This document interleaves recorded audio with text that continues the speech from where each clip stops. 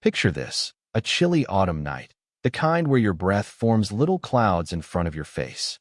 The street lamps cast pools of yellow light on the empty sidewalk, and the world has that peculiar quiet that only exists after midnight. This is where our story begins, at a bus stop on the edge of downtown, where the last night bus of the evening was already running 20 minutes late. The bus stop wasn't much to look at, just a simple metal bench with a partial roof that did little to block the occasional gusts of wind. A single flickering street light illuminated the schedule board, which seemed to mock anyone still waiting at this hour. The distant sounds of the city, occasional car horns, the hum of late-night establishments closing up, the faint thump of music from a club several blocks away, all created a soundtrack to the night that felt both lonely and comforting at the same time. Alex stood there alone, shifting his weight from one foot to the other, trying to generate some warmth. He hadn't planned on being out this late, but his friend's birthday celebration had stretched on longer than expected. Now here he was, bundled up in a coat that wasn't quite warm enough for the unexpected drop in temperature, with a scarf wrapped tightly around his neck. His hands, unprotected by gloves he'd forgotten at home, were shoved deep into his pockets, but still felt like ice. Alex was the kind of person who usually blended into backgrounds. Not that he was forgettable, with his thoughtful brown eyes and the kind of face that looked perpetually like he was considering something important, but he carried himself with a quietness that didn't demand attention. He was introspective by nature, more comfortable observing than being observed, which is why he felt a small jolt of anxiety when he heard footsteps approaching the bus stop. The newcomer walked with confidence, the kind Alex had always secretly envied. He was slightly taller than Alex, with broad shoulders underneath a gray hoodie. His dark hair was slightly tousled, either by the wind or by design, and when he looked up and noticed Alex, his face broke into an easy smile that created a small dimple in his left cheek. "Hey," the stranger said, his voice warm and casual, as if they were already mid-conversation. "Any sign of the 42 yet?" Alex shook his head, trying not to stare at the stranger's face, which was annoyingly handsome in the kind of effortless way that made Alex immediately self-conscious. "Not yet. The app says it's delayed. Something about road work on Fifth Avenue." "Figures," the stranger said with a small laugh. "I'm Jordan, by the way. Seems like we might be stuck here together for a while." "Alex," he replied, offering a small smile that he hoped didn't reveal how his heart had inexplicably sped up. There was something about Jordan that made the cold night suddenly feel a little less lonely. The conversation started easily enough, the kind of small talk strangers make when thrown together by circumstance. The weather, getting colder, the unreliability of public transportation, legendary, the late hour, way past when either of them had planned to be out. But something about their exchange felt different from the usual awkward bus stop chat.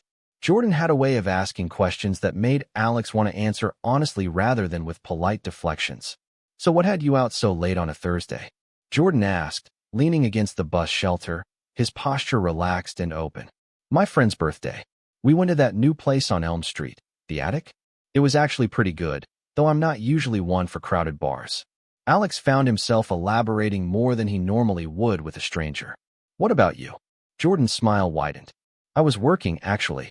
I bartend at the rooftop on weekends, but I picked up a Thursday shift as a favor. The tips were decent, but man, my feet are killing me now." "The rooftop? I've heard that place is impossible to get into," Alex said, impressed despite himself. "It's overrated," Jordan said with a wink that sent an unexpected warmth through Alex's chest. "Though if you ever want to check it out, I could probably get you in." Was that flirting? Alex wasn't sure, but before he could overthink it, a gust of wind cut through the bus shelter, making him shiver visibly. He tried to burrow deeper into his coat, but the cold had a way of finding every gap in his clothing. Jordan noticed immediately. "You're freezing," he said, his tone concerned rather than teasing. "Where are your gloves?" Alex laughed self-consciously. "Left them at home. I didn't think it would get this cold tonight." The wind picked up again, whistling through the metal structure of the bus stop. The temperature seemed to be dropping by the minute, and Alex couldn't stop his hands from trembling slightly as he pulled them from his pockets to check the bus app again. 25 more minutes, at least. "Great. Here," Jordan said suddenly, unzipping his hoodie slightly. "Put your hands in here." Alex looked up, confused. "What? Your hands? They're practically blue." Put them in my hoodie pocket. It's warm. Jordan's expression was so matter-of-fact, so devoid of awkwardness, that it made the offer seem almost normal. Oh, I couldn't, Alex started, but Jordan cut him off. Don't be ridiculous. It's just hands, and you look like you're about to lose a finger to frostbite. There was that smile again, the one with the dimple. I run hot anyway. Ask anyone who's ever had to share a bed with me. The casual reference to sharing a bed made Alex's cheeks flush, but the cold was becoming unbearable. After a moment's hesitation, he stepped closer to Jordan, close enough to smell the faint scent of cologne mixed with something that might have been the lingering smell of the bar, whiskey and citrus. Tentatively, Alex slipped his hands into the front pocket of Jordan's hoodie. The effect was immediate. Warmth enveloped his frozen fingers, and he had to suppress a sigh of relief. But what he hadn't anticipated was how intimate this would feel. They were standing close now, almost chest to chest, and Alex could feel the rise and fall of Jordan's breathing. Better? Jordan asked, his voice quieter now that they were so close. Alex nodded, not trusting himself to speak. He was acutely aware of every point of near contact between them. His hands in Jordan's pocket, their arms almost touching, the way Jordan's breath slightly disturbed the hair on top of Alex's head. The position should have been awkward, but somehow it wasn't. Instead, there was a strange comfort in the closeness, in sharing warmth on a cold night with someone who, minutes ago, had been a complete stranger. So, Jordan said after a moment, his voice breaking the silence that had settled between them. Tell me something about yourself that isn't obvious. Alex looked up, momentarily confused by the request. Like what? I don't know. Something surprising. Something that would make me say, I never would have guessed that about you. Alex thought for a moment, his hands still nestled in the warmth of Jordan's hoodie. I collect vintage maps, he said finally, especially nautical charts. I have a whole wall of them in my apartment. Jordan's eyebrows raised, genuine interest lighting his features. Really? That's actually pretty cool. What got you into that? And just like that, the conversation deepened. Alex found himself explaining his fascination with the way people throughout history had understood and charted the world around them, how each map was both a scientific document and a work of art. Jordan listened with real attention, asking questions that showed he was genuinely engaged. Then it was Jordan's turn. I write poetry, he admitted, with a self-deprecating smile that suggested he expected Alex to laugh. Terrible, angsty poetry that no one will ever read. But Alex didn't laugh. Instead, he felt a surge of warmth that had nothing to do with their physical proximity. Would you ever let someone read it? He asked. Jordan's eyes met his, searching. Maybe, if it was the right person. The implication hung in the air between them, unspoken but unmistakable. Alex became aware again of his hands in Jordan's pocket, of how they had somehow moved from simply sharing space to Jordan's hands now covering his own, adding another layer of warmth. The conversation continued to flow. Moving from poetry to music, they discovered a shared love for obscure indie bands. To books, Jordan was currently reading a fantasy series Alex had finished last month. To places they'd traveled. Not enough, they both agreed.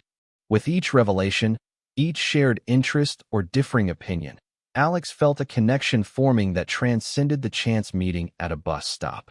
You know what's weird?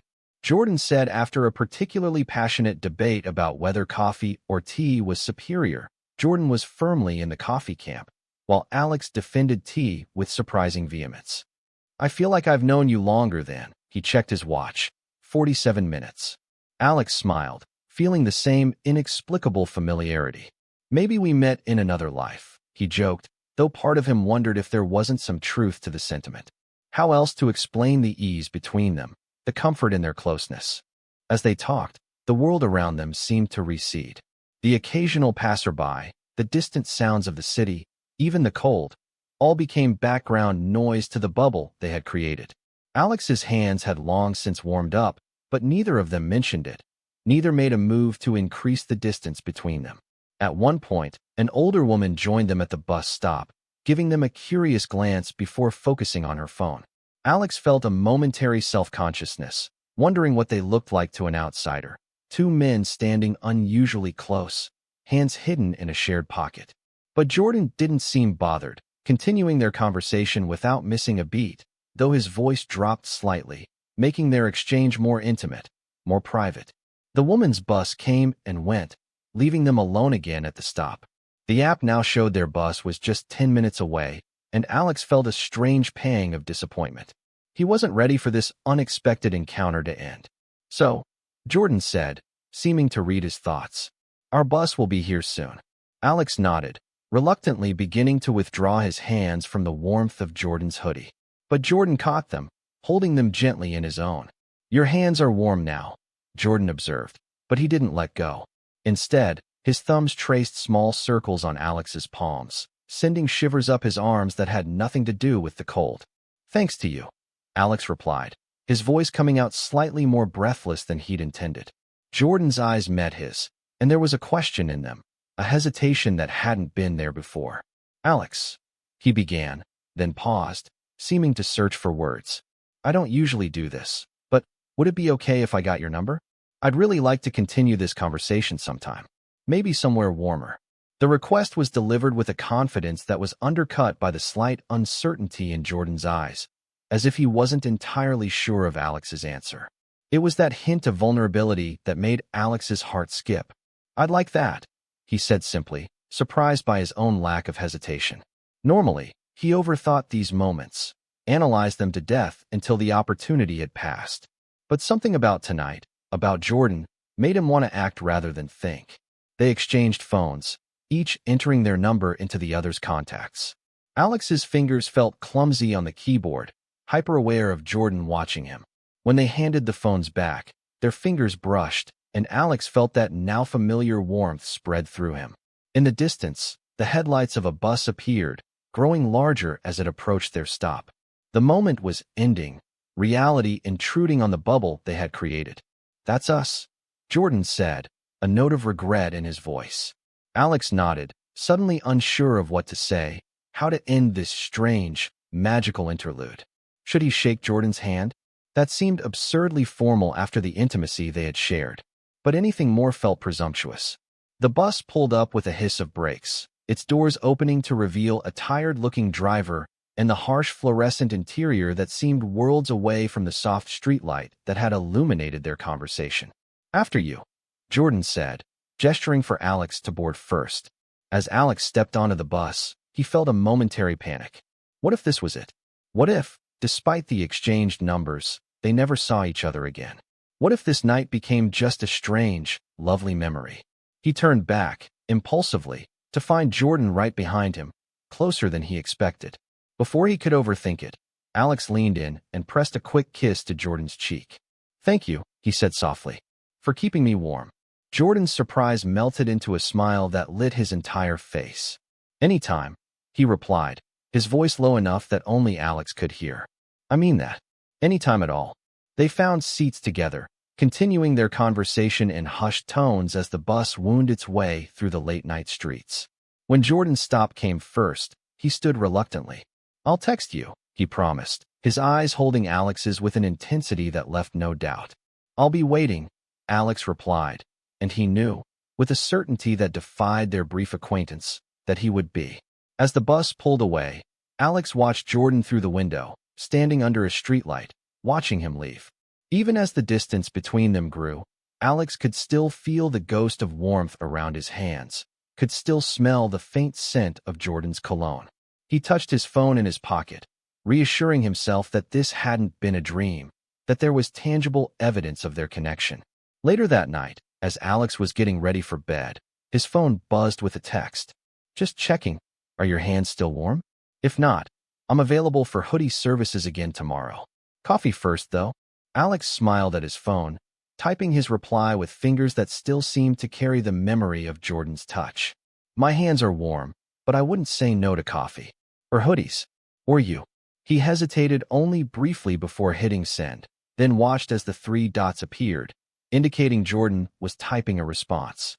Whatever tomorrow brought, Alex knew that something had begun tonight at that cold bus stop, something unexpected and warm and full of possibility.